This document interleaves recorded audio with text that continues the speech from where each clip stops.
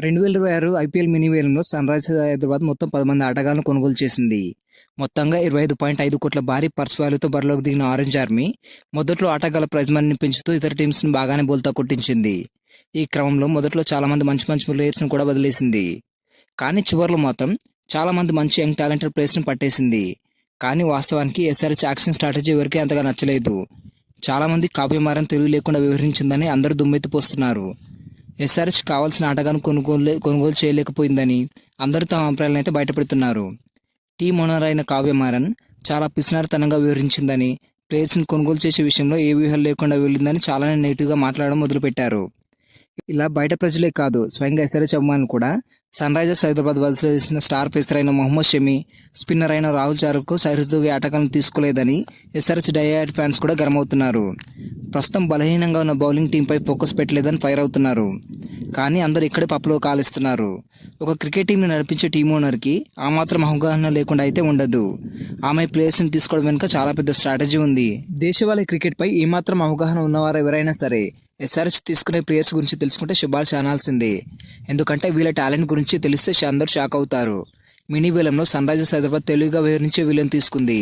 పక్కా ప్లానింగ్తో తమకు కావాల్సిన ఆటగాళ్లను మాత్రమే తీసుకుంది. టీంలో ఎక్కువ మంది ఫారెన్ ప్లేయర్స్ ఉన్నారు కాబట్టి వీళ్ళు లోకల్ టాలెంట్పై ఎక్కువగా ఫోకస్ పెట్టారు. జట్టుకు బలహీనంగా మారిన బౌలింగ్లో ఎవరికీ తెలియని ఒక కొత్త టాలెంట్తో బలంగా మార్చేశారు. ఎస్ఆర్హెచ్ కొనుగోలు చేసిన ఆటగాళ్ళు 8 మంది బౌలర్స్ ఉన్నారు.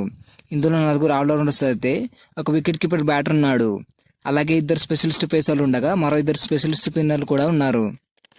టీమిండియా సీనియర్ స్పిన్నర్ అయిన రవి బిష్ణోయ్ కోసం ఎస్ఆర్హెచ్ చివరి వరకు ప్రయత్నించి ఆకర్షణలో వదిలేసింది. మొన్నటి వరకు జరిగిన దేశవాళీ క్రికెట్లో ఇతని పర్ఫార్మెన్స్ ఏమాత్రం బాగాలేదు. అందుకే ఇతని బదులుగా లెఫ్ట్ ఆర్మ్ స్పిన్నర్ అయిన శివం కుమార్తో పాటు చైనామైన్ బౌలర్ అయిన క్రియాన్స్ ఫులేత్రాను కూడా తీసుకుంది. ఇందులో శివం కుమార్ అనే పర్సన్ ఒక మంచి ఆల్రౌండర్. బ్యాటింగ్లో ఇతను చాలా దూకుడుగా ఆడతాడు. అలాగే అనికేత్ వర్మలో ఒక మంచి పవర్ హిట్టర్ కూడా. డొమెస్టిక్లో కూడా ఫాస్ట్గా రన్స్ స్కోర్ చేయడంలో ఇతనికి మంచి పేరుంది. అవసరమైతే మిడిల్ ఓవర్లో బౌలింగ్తో రన్స్ కూడా కంట్రోల్ చేయగలుగుతాడు. అలాగే ఫీల్డింగ్ కూడా నెక్స్ట్ లెవెల్ చేస్తాడు. ఇక ఎస్ఆర్హెచ్ తీసుకున్న మరో ప్లేయర్ చైనామైన్ బౌలర్ అయిన క్రియాన్స్ ఫులేత్రా. ఇతని గురించి విన్న చాలా మంది ఇతని ఆట గురించి చాలా వెయిట్ చేస్తున్నారు. ఇతను ఒక మంచి లెఫ్ట్ ఆర్మ్ చైనామైన్ స్పిన్నర్. ఇతను బంతిని వేశాడంటే అది రైట్ హ్యాండ్ బ్యాట్స్మెన్ నుంచి బయటకు తిరుగుతుంది. అంటే ఇతను నూర్ అహ్మద్లా బంతిని తిప్పగలడు. కాబట్టి ఇతన్ని రీడ్ చేయడం బ్యాటర్కి చాలా ఇబ్బందిగా మారబోతుంది. ఇతని గురించి ఒక్క మాటలో చెప్పాలంటే మన ఎస్ఆర్హెచ్ టీంలో మోస్ట్ డేంజరస్ బ్యాటర్ కాటరమ్మ కొడుకైన ఎన్రిచ్ క్లాసన్కే ప్రాక్టీస్ మ్యాచ్లో చుక్కలు చూపించాడు. ఇతని గురించి క్లాసన్ కొన్ని ఇంటర్వ్యూలో కూడా చెప్పడం జరిగింది.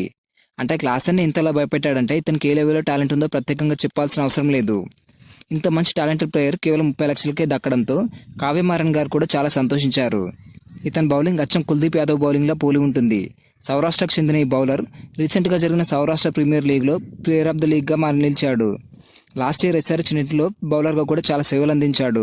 ఎస్ఆర్హెచ్లో one of the main pacer అయిన జయదేవ్ ఉనాద్కర్ హెల్ప్తో ఇతనికి ఈ అవకాశం అయితే దక్కింది.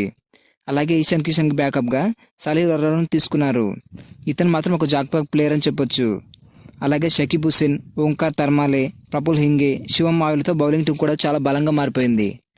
వీళ్ళతో పాటుగా ఫారెన్ ఆల్రౌండర్స్ అయిన జాక్ ఎడ్వర్డ్, లివింగ్స్టోన్ వంటి మంచి ప్లేయర్స్ని చివరిలో తీసేసుకుంది. వాస్తవానికి ఈ యాక్షన్ కంటే ముందే SRH Travis Head, Abhishek Sharma, Ishan Kishan, Nitish Kumar Reddy, Heinrich Klaasen, Aniketh వర్మలతో ఆరెంజ్ ఆర్మీ బ్యాటింగ్ లైనప్ భీకరంగా ఉంది. ఇప్పుడు వీరికి తోడుగా లివింగ్స్టోన్ కూడా కలిశాడు. కాబట్టి సన్‌రైజర్స్కి తిరుగులేని బ్యాటింగ్ డెప్త్ పెరిగింది. అలాగే బౌలింగ్లో కూడా ఈశాన్ మలింగ, ప్యాట్ కమిన్స్, హర్షల్ పటేల్తో పేస్ బౌలింగ్ కూడా పటిష్టంగా మారింది. అటు స్పిన్లో కూడా జీసన్ అన్సారీ, హర్షదీప్ దుబ్బెల్తో స్పిన్ డిపార్ట్మెంట్ కూడా బాగుంది. ఇప్పుడు అందులోకి చైనామైన్ స్పిన్ బౌలర్ కూడా ఎంట్రీ ఇచ్చాడు. అలాగే వీలైతే అభిషేక్ శర్మ కూడా స్పిన్లో కొంచెం హెల్ప్ చేయగలుగుతాడు. మీరు గమనించినట్లయితే గతంలో 2025 మెగా వేలంలో కూడా ఆర్సీబీని అందరూ ఇలాగే ట్రోల్ చేశారు. సరైన ప్లేయర్స్ని కొనుక్కోలేదని బండబూతులు తిట్టారు. కానీ ఆ టీమే లాస్ట్ ఇయర్ ఛాంపియన్గా నిలిచింది. అందుకే ఇప్పుడు ఎస్ఆర్హెచ్ కూడా పేరున్న ఆటగాళ్ళ కంటే టాలెంట్ ఉన్న ఆటగాళ్ళపై ఎక్కువగా ఫోకస్ పెట్టింది. ప్రస్తుతం ఎస్ఆర్హెచ్ తీసుకున్న ప్లేయర్స్లో అందరికీ ఛాన్స్ రాకపోయినా అందులో 4 మాత్రం ఖచ్చితంగా ఛాన్స్ లభించబోతుంది. వాళ్ళు ఎవరో 1 by 1 డీటెయిల్గా తెలుసుకుందాం. Number 1 Lyon Livingstone. ఇంగ్లాండ్కి చెందిన ఈ ధ్వంసక ఆల్రౌండర్ని ఎస్ఆర్హెచ్ 13 కోట్లు పెట్టి కొనుక్కుంది. కాబట్టి ఇతనికి ఛాన్స్ ఇచ్చే అవకాశాలు ఎక్కువగా కనిపిస్తున్నాయి. నెంబర్ 7 లోయర్ ఆర్డర్లో ఫినిషర్గా లివింగ్స్టోన్ ఎస్ఆర్హెచ్కి బాగా సరిపోతాడు. వీళ్ళు కూడా లాంగెస్ట్ 6లు ఎక్కువగా ఇతనివే ఉంటాయి. అతను ఒక్కసారి పుంజుకున్నాడంటే ఒంటి చేత్తో మ్యాచ్ని గెలిపిస్తాడు. అంతేకాకుండా లెగ్ స్పిన్ ఆప్షన్ కూడా వేస్తాడు. నెంబర్ 2 సలీల్ అరోరా. ఇక ఈ లిస్టులో చెప్పుకోబోయే మరో player Punjab wicket keeper cum batter అయిన సలీల్ అరోరా.